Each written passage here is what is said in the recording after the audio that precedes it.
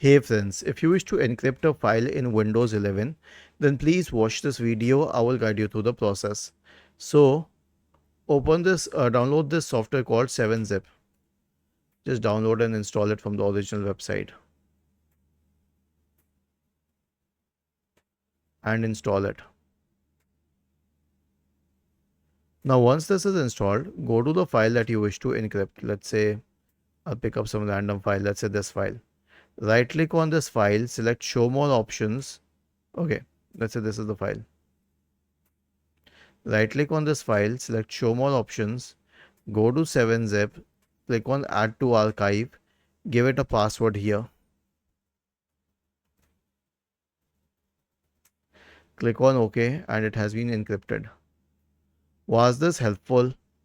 If yes, then please subscribe to the channel. If not, then let us know in the comment section of the video on how we could help you further.